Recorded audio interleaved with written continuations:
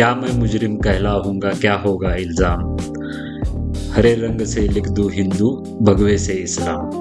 तर रंगाचा जो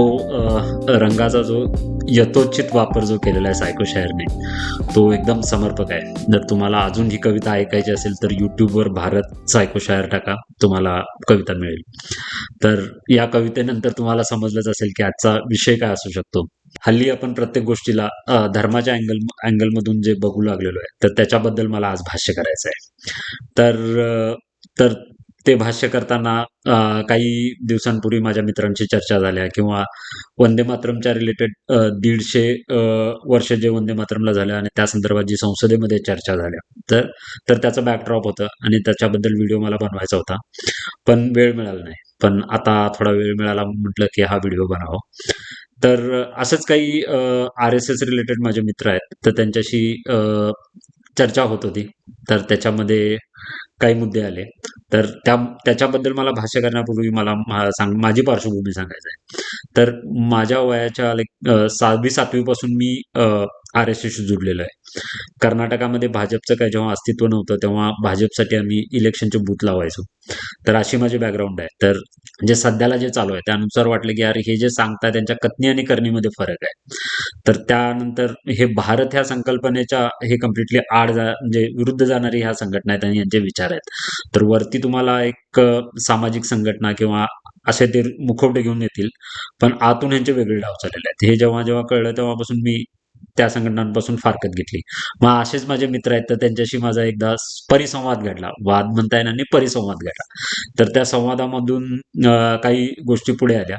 तर त्या गोष्टींवर मला भाष्य करायचं आहे. कारण की त्या गोष्टी जे शिकले सवरलेले मित्र होते, पण त्यांना जे स्टडी मटेरियल प्रोव्हाइड केलं होतं ते व्हॉट्सअप युनिव्हर्सिटीतून. आणि तुम्हाला माहित आहे की व्हॉट्सअप युनिव्हर्सिटीचा अभ्यासक्रम कोण बनवतं, तर एका शक्तिशाली पक्ष भाजपाची IT सेल बनवते. ओके. तर त्यातून काही जे मुद्दे आले त्याच्यावरती लोक माझ्याशी चर्चा करत होती. मग मी त्यांना उत्तर देण्याचा प्रयत्न केला, पण मग मला वाटलं की अशाच चर्चा बाहेरही घडत असतील. तर वर्षामध्ये काँग्रेसनं काय केलं, नेहरू असे होते, नेहरू तसे होते. ही एकच लाईन आहे, याच्या पलीकडे यांना काही जात नाही. आपण 15 वर्षात काय केलं, किंवा जितका काही कालावधी झाला त्याच्यामध्ये काय केलं, हे काही नाही सांगणार. 70 वर्षात काँग्रेसने काय केलं, नेहरूंनी काय केलं. नेहरू हे त्यांची पंचिंग बॅग आहे. तर नेहरूंना फक्त टार्गेट करणं हेच यांना जमतं. ओके. तर जेव्हा नेहरू हे व्यक्तिमत्व आपल्यासमोर येतं, तर ते हे लोक असं प्रेझेंट करतात की नेहरू म्हणजे रंगील माणूस, नेहरू म्हणजे आय्याशबाज, नेहरू म्हणजे फक्त चैनीखोर, आयता येऊन बसलेला. तर अशा पद्धतीने यांचं चित्र रंगवणं असतं आणि चारित्र्य हनन करणं हे RSS आणि तत्सम संघटनांना चांगलं जमतं. त्याच्या जितक्या काही त्यांच्या नंतरच्या ज्या संघटना आल्या तर त्यांना जमतं. ओके. चारित्र्य हनन करायचं, आणि ज्याचं चारित्र्य हनन नाही करता येईल तर त्याला आपल्याकडे वळायचं. जसे की त्यांनी आपलंसे केलेले आता सुभाषचंद्र बोस असतील, सरदार वल्लभभाई पटेल असतील, किंवा बाबासाहेब आंबेडकर असतील. ओके. तर पन्सेसला त्यांच्या चरित्र्यावर काही बोलता येत नाही, है ना. तर त्यांना आपलेसे करायचं, पण ज्यांना टार्गेट करता येईल त्यांना टार्गेट करायचं. तर अशाच टार्गेटमधून त्यांचे सॉफ्ट टार्गेट म्हणजे नेहरू. तर नेहरूंनी काय केलं, नेहरू कसे होते, काय होते, याच्याबद्दल ते बोलण्यातच आपला वेळ वाया घालतो. ओके. तर नेहरू, ओके, पंतप्रधान म्हणून नेहरूंची कारकीर्द एका माणसासारखीच होती. ओके. तर त्यांच्याकडून काही चांगल्या गोष्टी घडल्या, तशा वाईट गोष्टी घडल्या. तेव्हा चांगल्या गोष्टींचं त्यांना श्रेय दिलंच पाहिजे. जसे की IIT, IIM किंवा एम्स सारख्या तत्सम संस्था त्यांनी उभ्या केल्या, ज्याच्याने मजबूत आणि विकसित भारताची पायाभरणी झाली. पंचवार्षिक योजना चालू केल्या. तर आज जेव्हा त्यांनी पंतप्रधान पदाची सूत्रे हातात घेतली, तेव्हा बंगालमध्ये मोठी उपासमार झाली होती. वर्ल्ड वॉर 2 झालं होतं आणि भारताची फाळणी झाली होती. तर आपल्याला बरेचसे रिसोर्सेस पाकिस्तानसोबत शेअर करावे लागले, त्यांना पैसे द्यावे लागले. इतके असतानाही भारत खंबीरपणे उभा करण्याचं काम नेहरूंनी केलं. आपला स्पेस प्रोग्राम, ज्याची फळं आपण आता मिळत आहेत. ओके. तर त्याची पायाभरणी त्यांनी केली. तर बऱ्याचशा उद्योगधंद्यांची किंवा पायाभूत सुविधांची सुरुवात ही नेहरूंच्या कारकिर्दीत झाली, हे कोणी नाकारता येणार नाही. आणि त्याप्रमाणे त्यांचे अपयशही आहे, आणि ते अपयशही मी झाकणार नाही. मी काही काँग्रेसचा प्रवक्ता नाही आहे किंवा काही नाही की मला त्यांची बाजू चूक झाली तर ती मला उचलूनच धरावी लागेल, तसं नाही आहे. मी एक न्यूट्रल भारतीय म्हणून मी याच्याकडे बघतोय. तर त्यांची मुख्य चूक हे काश्मीर संदर्भात ते UN मध्ये गेले, जे नाही जायला नको पाहिजे होतं. आणि मे बी अशी पण वेळ होती, की बाबा आपण तो पूर्ण काश्मीर किंवा POK पर्यंत आपण घेऊ पण शकलो असतो. पण त्यांनी का केलं, काय परिस्थिती होती ते आता इथं बसून सांगता येणार नाहीये. पण काही लोकांचं असं मत पडतं, की तिथे जे टोळीवाले होते आणि भारतीय सैन्य होते ह्याच्यामध्ये डेडलॉक झाला होता आणि ते सोडवण्यासाठी गेलं. पण त्याची कारणही काहीही असो, पण ती एक चूकच आहे. तर दुसरी चूक म्हणजे त्यांनी नको तितका चीनवर विश्वास टाकला आणि त्यांनी हिंदी-चीनी भाई-भाईच्या भावनेमध्ये येऊन स्वतःला शांतिदूत रिप्रेझेंट करण्याच्या नादामध्ये त्यांनी भारताचं 1962चं आपण युद्ध हरलो. भारतीय सैन्याची आधुनिकीकरण नाही झाले किंवा पूर्ण तयारी त्यांना करूच नाही दिली किंवा तत्सम सामुग्रीही नाही पुरवू शकलो. तर ते चीनच्या भावनेच्या भरात जाऊन त्यांनी साम्यवादी कम्युनिझमचा त्यांच्यावर पगडा आला आणि ते त्याच्यामध्ये भारताची फरफट झाली. तर अशा चुकाही आहेत. परीक्षण तशा पद्धतीत केलं पाहिजे. फक्त विरोध करायचा म्हणून विरोध करून फायदा नाही. ओके. तर हे तत्सम जे RSS वाले आहेत किंवा जे शिकले सवरलेले RSSचे लोक आहेत, तर त्यांचे काही आरोप आहेत नेहरूंच्यावर किंवा ते टिपिकल त्यांचे एक फ्लो असतो. नेहरू हे धर्मनिरपेक्ष नव्हते. तर नेहरू कोण होते? तर मुस्लिम धार्जिणे होते. तर काँग्रेसवर हा जो मुस्लिम धार्जिणेपणाचा आरोप होतोय, तो काही अंशी खराही आहे, चुकीचा नाहीये. ओके. तर त्यांची काही काही धोरणं बघाल तर त्यांनी अननेसेसरी जेव्हा आपण धर्मनिरपेक्ष राज्य म्हणून आपण बनतो, तर कुठल्याही एका धर्माला झुकते माप दिलं गेलं नाही पाहिजे. तर याची पण नेहरूंवर हा आरोप करणं बरोबर आहे का? तर बिलकुल नाही. कारण की त्यांची धोरणं तुम्ही बघाल तर अशी एका समाजाला एक विशेष माप देण्याचं नव्हतं. तर त्यांना अजून एक आरोप होतो, की त्यांची शिक्षण पॉलिसी ज्या होत्या किंवा शिक्षण क्रम जे होते त्याच्यामध्ये मुघल किंवा मुस्लिम राज्यकर्त्यांना जास्त स्थान दिलेलं आहे. तर बघा मुस्लिम राज्यकर्त्यांना कसं असतं जेव्हा इतिहास शिकवला जातो मेनली इतिहासामध्ये इतिहासाचे 3 भाग केले जातात.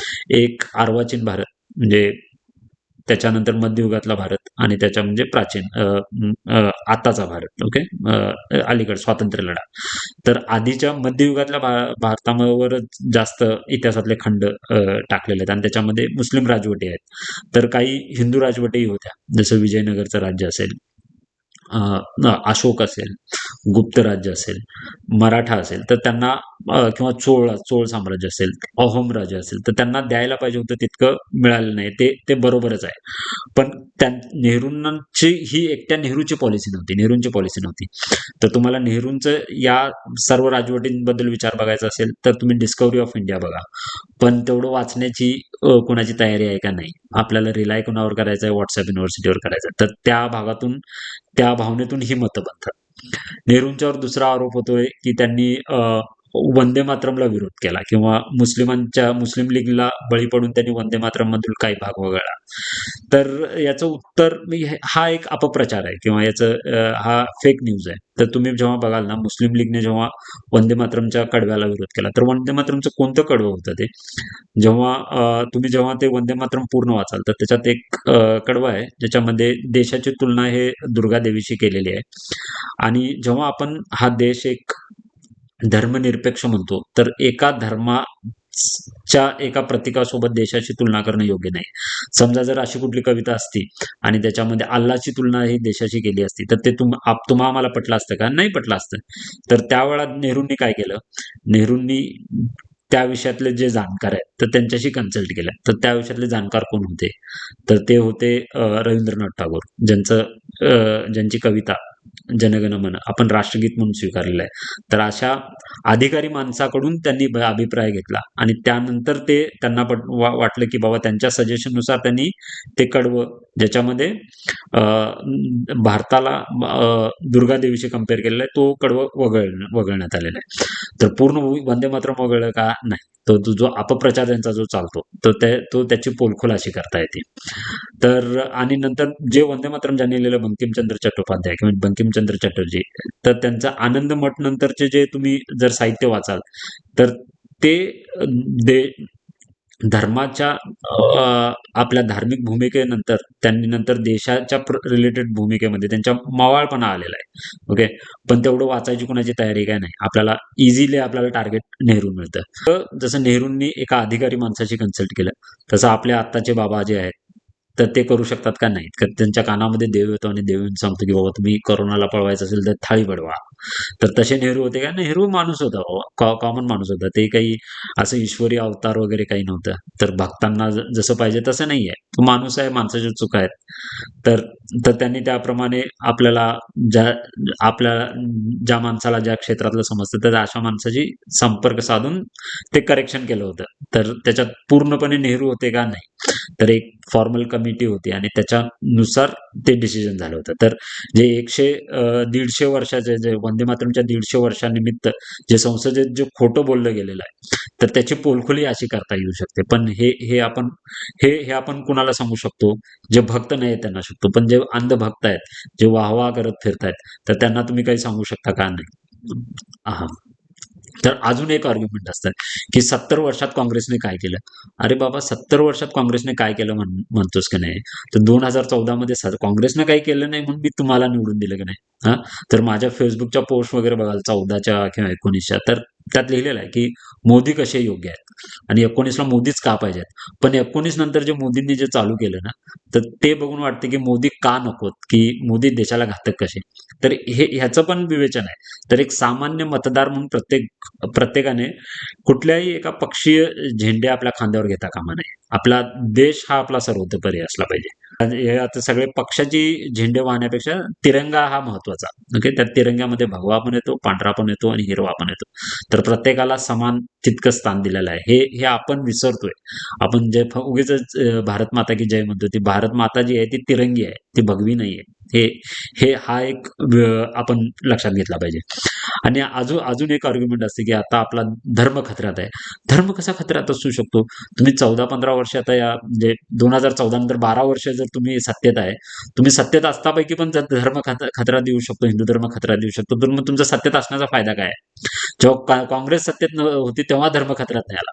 पण हे आले तेव्हापासून प्रत्येक इलेक्शनच्या आधी धर्म खतऱ्यात येतो. महाराष्ट्र विधानसभा इलेक्शन आहे, धर्म खतऱ्यात आला. त्याच्या वेळेचं तुम्ही WhatsApp बघाल तर तुम्ही याला एकदम बंबार्डमेंट झालं होतं. तर मला नाही समजत, की हे शिकले सवरलेली माणसं पण कशी ह्या अपप्रचाराला बळी पडतात. तर या व्हिडिओचा उद्देश असा होता, की हे काही लोकांच्या डोळे उघडतील हा व्हिडिओ बघून, की बाबा किंवा एक वेगळा विचार ॲक्सेप्ट करण्याची तयारी असली पाहिजे. पण आता असं झालेलं आहे ना, काही जर तुम्ही हे कुणाला सांगायला जाल ना, तर ते म्हणतील तुला काय समजतंय? हे आमच्या इकडे असंच आहे, हे असंच आहे, हे तसंच आहे. म्हणजे समोरचा काय म्हणतो हे ऐकण्यासाठी कान जे ओपन करावे लागतात, तेही आपण बंद करून बसलेलो आहे. तर ह्या जर दिशेने आपण वाटचाल करत राहिलो, तर आपली अवस्था पाकिस्तान आणि बांगलादेश ही होणार आहे. जसं पाकिस्तान आणि बांगलादेशने इस्लाम करून त्या देशाची वाट लावली, तर तसं आपण हिंदूचा अतिरेक करून आपण वाट लावणार आहे. जेव्हा मुस्लिम कट्टरवाद्यांना आपण दोष देतो, की हे अतिरेकी संघटनांचे हे मुख्य असतात किंवा इथे सगळे जे अतिरेकी घटना घडतात. तर तसे एक वेळ येईल, की अति हिंदू करून आपल्यातून हे अतिरेकी बनतील. तर ते जर थांबवायचं असेल, तर हे आपल्या सर्वांचं काम आहे. एक भारतीय म्हणून आपल्या सर्वांचं काम आहे किंवा एक हिंदू म्हणून आपल्या सर्वांचं काम आहे, की आपल्या धर्मामध्ये काही चुकीचं होत असेल किंवा आपल्या धर्माच्या नावाने काही चुकीची माणसं काही गोष्टी करत असतील, तर त्यांचे कान उघडणी करणं हे आपलंच काम आहे आणि ते आपण केलं पाहिजे. ॲट मी तरी करणार. ओके.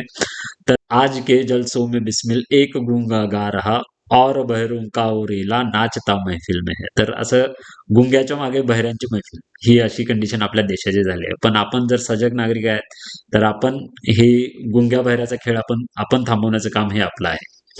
तर एवढं बोलून मी थांबतो. जय हिंद, जय महाराष्ट्र.